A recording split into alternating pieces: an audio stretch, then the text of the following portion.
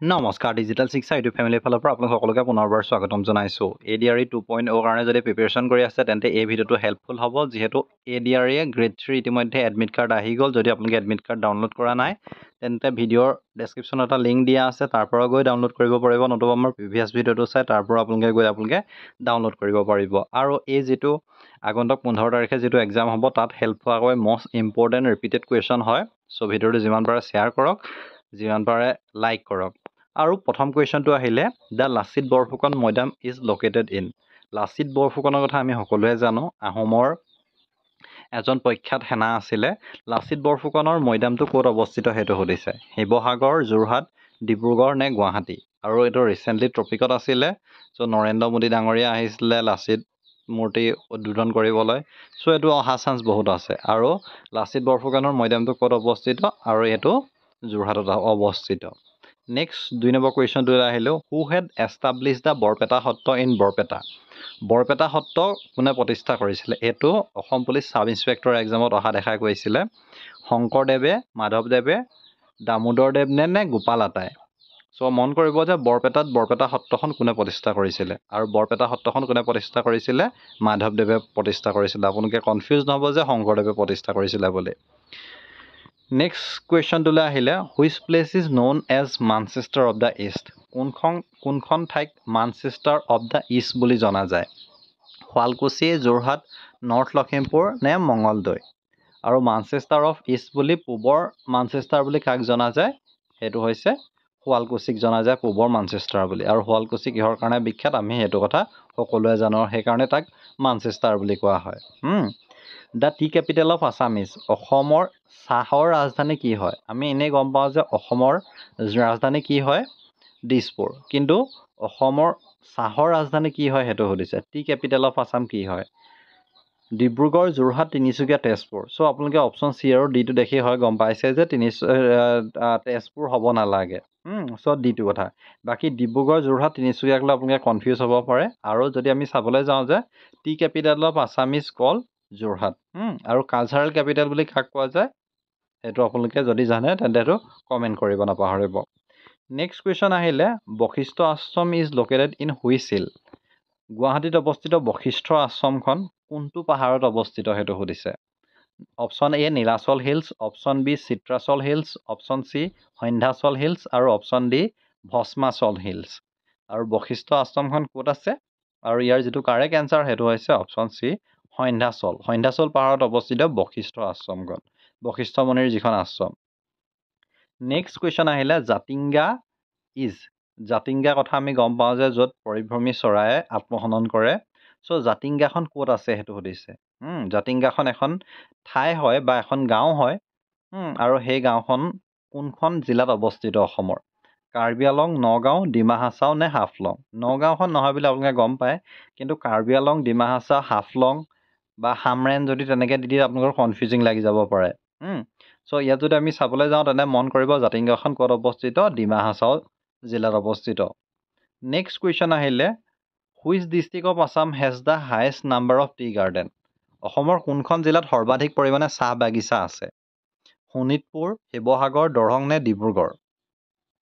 আটাইতকৈ বেছি পৰিমাণে চাহ বাগান কোনখন জিলাত আছে? আৰু ইয়াৰ যিটো কাৰেক্ট এনচাৰ সেইটো হৈছে অপশ্যন ডি ডিব্ৰুগড়ত। ডিব্ৰুগড়ত বেছি সংখ্যকেই চাহ বাগিচা অৱস্থিত আৰু ডিব্ৰুগড় ডিষ্ট্ৰিক্টখনে বহুত বেছি পৰিমাণে চাহ বাগানেই আছে। নেক্সট কুৱেশ্যন আহিলে, Deepor Beel. Deepor Beel is declared as a bird sanctuary in the year? Deepor Beel, গুৱাহাটীৰ যি দীপৰ বিলক কেতিয়া বাৰ্ড চেঞ্চুৰী হিচাপে ঘোষণা কৰা হৈছিলে? চৰাই অভয়াৰণ্য হিচাপে ঘোষণা কৰা হৈছিলে। অপশ্যনকেইটা যদি দি থোৱা আছে তাত 1989, 1999, 1990 নে 1991? আৰু ইয়াত যদি আমি চাবলৈ যাওঁ তেন্তে এই চাৰিটা অপশ্যনৰ ভিতৰত যিটো কাৰেক্ট এনচাৰ সেইটো হ'ব অপশ্যন এ 1989। নেক্সট কুৱেশ্যন আহিলে, which tea is widely found in deciduous forest? পৰ্ণপাতী অৰণ্যত তলৰ কোনটো গছ বহুলভাৱে পোৱা যায়? পৰ্ণপাতী অৰণ্যত। চ' আমি সৰুতে যদি আপোনালোকে সমাজ বিজ্ঞান পঢ়া মনত আছে তেন্তে আপোনালোকে গম পাব যে পৰ্ণপাতী উদ্ভিদ কাক কয়। চ' পৰ্ণপাতী উদ্ভিদ অৰণ্যত কোনবিলাক গছ বহুলভাৱে পোৱা যায়? শাল গছ, চিচু গছ, তিতাচপা নে গমাৰি? আৰু ইয়াত যদি আমি চাবলৈ যাওঁ তেন্তে ইয়াৰ যিটো কাৰেক্ট এনচাৰ সেইটো হৈছে শালগছ। শালগছটো পৰ্ণপাতী অৰণ্যত মেইনলি পোৱা যায়। নেক্সট কুৱেশ্যন আহিলে the last tributary of the river Brahmaputra in Assam. অসমত ব্ৰহ্মপুত্ৰ নদীৰ উপনদী আছে, নৰ্থ বেংক ট্ৰিবিউটৰিজ বা চাউথ বেংক ট্ৰিবিউটৰিজ সকলোবিলাক আছে, কিন্তু ইয়াত মেইন কথাটো সুধিছে যে অসমৰ ব্ৰহ্মপুত্ৰ নদীৰ অন্তিমখন অসমৰ ব্ৰহ্মপুত্ৰ নদীৰ অন্তিমখন উপনৈ সুধিছে। ইয়াত নৰ্থ বেংক বা চাউথ বেংক সেইবুলি সোধা নাই। মানাস, চৰভংগা, সোণকোষ নে গদাধৰ, সেইটো আপোনালোকে মন কৰিব। ইয়াৰ যিটো কাৰেক্ট এনচাৰ সেইটো হৈছে সোণকোষখনে একেবাৰে শেষৰ হয়। আৰু সোণকোষখন কিহৰ লগত ৰিলেটেড আমি গম পাওঁ যে আহোমৰ একেবাৰে শেষৰ সিয়মা যি আছিলে প্ৰাচীন কামৰূপত সেয়া সোণকোষলৈকে আছিলে।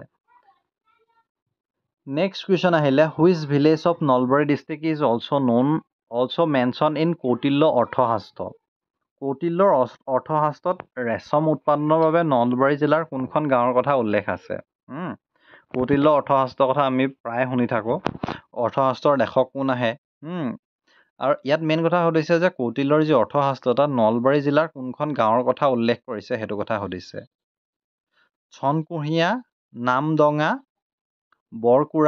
বাৰকুৰা বা দিহজাৰী। যি অপশ্যন 4টা আছে তাৰ ভিতৰত আপোনালোকে মন কৰিব ইয়াৰ যিটো কাৰেক্ট এনচাৰ সেইটো হৈছে সোণকুৰিহাখনৰ বিষয়ে উল্লেখ কৰা হৈছিলে। নেক্সট কুৱেশ্যনটোলৈ আহিলে which one is the epicentre of the Assam silk industry. অসমত ৰেচম উদ্যোগৰ কেন্দ্ৰবিন্দু কি হয়? মাজুলী, মংগলদৈ, শুৱালকুছি নে টাংলা? ওদালগুৰি টাংলা নি সেইটো সুধিছে। চ' যিকেইটা জেগা দিয়া আছে তাত চিল্ক ইণ্ডাষ্ট্ৰি কোনটোত ফেমাছ হয়? আৰু জানো যে আমি চিল্ক ইণ্ডাষ্ট্ৰি ক'ত অৱস্থিত? শুৱালকুছিত। আৰু শুৱালকুছিকে কি বুলি কোৱা হয়? মানচেষ্টাৰ। নেক্সট কুৱেশ্যন আহিলে which place is known as Nabadwip of Assam. অসমৰ কোনখন ঠাইক অসমৰ নৱদ্বীপ নামেৰে জনা যায়? চৰাইদেউ, হাফলং, তেজপুৰ নে নলবাৰী? অসমৰ নৱদ্বীপ বুলি কাক জনা যায়? অসমৰ নৱদ্বীপ বুলি নলবাৰীক অসমৰ নৱদ্বীপ বুলি জনা যায়। নেক্সট কুৱেশ্যন আহিলে on which hilltop is the Kamakhya temple located. তলৰ কোনটো পাহাৰৰ শিখৰত কামাখ্যা মন্দিৰ অৱস্থিত? কামাখ্যা মন্দিৰ ক'ত অৱস্থিত? অপশ্যনকেইটা দিয়া আছে Nilachal hills, Chitrachal hills, Sandhyachal hills নে যোগিনী হিলছ। আৰু আমি জানো যে কামাখ্যা মন্দিৰটোৰ ক'ত অৱস্থিত? কামাখ্যা মন্দিৰটো গুৱাহাটীত অৱস্থিত, নীলাচল পাহাৰত অৱস্থিত। নেক্সট কুৱেশ্যন আহিলে মহাভৈৰৱ টেম্পল কোন সময়ৰ হয়? বান ৰজাৰ সময়ৰ হয়। চ' মহাভৈৰৱ মন্দিৰটো ক'ত অৱস্থিত সেইটো কথা সুধিছে। চ' কামৰূপ, গোলাঘাট, তেজপুৰ, দৰং। আৰু আপোনালোকে বান ৰজা বুলি কওঁতে গম পাইছে বান ৰজা হ'লে কি হ'ব? অপশ্যন শোণিতপুৰ বা তেজপুৰ হ'ব। আৰু ইয়াৰ যিটো কাৰেক্ট এনচাৰ অপশ্যন চিটোৱে correct answer Tezpur. Next question আহিলে Nagshankar Devalaya believe to be build by Narakasura is situated in.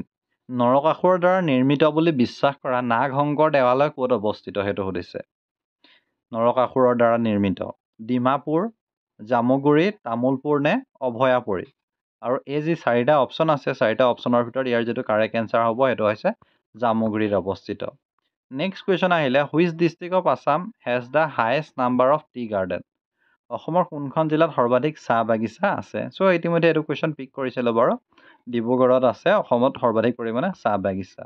Next question আহিলে Deepor Beel is declared as a bird sanctuary in the year. Deepor বিলক কোন বছৰত বাৰ্ড চেঞ্চুৰী হিচাপে ডিক্লেয়াৰ কৰা হৈছিলে? অপশ্যন যিকেইটা দিয়া আছে তাৰ 1989টো কাৰেক্ট এনচাৰ। নেক্সট কুৱেশ্যন আহিলে which gas is call fossil gas as well as clean fuel. তলৰ কোনটো গেছক জীৱাশ্ম গেছৰ লগতে পৰিষ্কাৰ ইন্ধন বুলি কোৱা হয়? চ' মন কৰিব ইয়াত পৰিষ্কাৰ ইন্ধন ক্লিন ফুৱেল বুলি কৈছে। Biogas, natural gas, cooking gas নে both A and B, biogas আৰু নেচাৰেল গেছ। চ' ইয়াত যদি চাবলৈ যাওঁ যে ক্লিন গেছ বুলি কাক কোৱা যায়? Clean fuel. বা ফচিল গেছ বুলি কাক কোৱা যায়? নেচাৰেল গেছটোকে কোৱা যায়। নেক্সট কুৱেশ্যন আৰু আজিৰ পাৰ্টটো অন্তিমটো কুৱেশ্যন হৈছে in cement and steel production one of the major ingredient is. Cement আৰু তীখা উৎপাদনত ইয়াৰ প্ৰধান অন্যতম উপাদান কি হয় সেইটো সুধিছে। জিপছাম, লাইমষ্টোন, চিলামাইণ্ড নে কাউলিন। আৰু চিমেণ্ট আৰু ষ্টীল প্ৰডাকশ্যনত অন্যতম উপাদান কি হয়? ইয়াৰ যিটো কাৰেক্ট এনচাৰ অপশ্যন বি লাইমষ্টোনে ইয়াৰ কাৰেক্ট এনচাৰ। চ' এই পাৰ্টটোত এইকেইটা কুৱেশ্যনে আছিলে। চ' আশা কৰিছোঁ ভিডিঅ'টো ভাল পাইছে। ভিডিঅ' যদি ভাল পায় লাইক কৰিব, শ্বেয়াৰ কৰিব আৰু ADREৰ কাৰণে অসম ষ্টেটৰ যিকোনো এক্সামৰ কাৰণে যদি আপোনালোকে প্ৰিপেৰেশ্যন কৰি আছে তেন্তে আমাৰ এই ভিডিঅ' ছিৰিজটো বা প্ৰিভিয়াছ ভিডিঅ' ছিৰিজটো ছ'চিয়েল ষ্টাডিজ হওক, ইণ্ডিয়ান হিষ্ট্ৰী বা সকলো ছিৰিজে আপোনালোকক হেল্প কৰিব। এইকেইদিন মই ডেইলি 2টা ভিডিঅ' দিবলৈ চেষ্টা কৰিম। চ' আপোনালোকে যিমান পাৰে চেনেলটো ছাবস্ক্ৰাইব কৰিব, শ্বেয়াৰ কৰিব। ধন্যবাদ।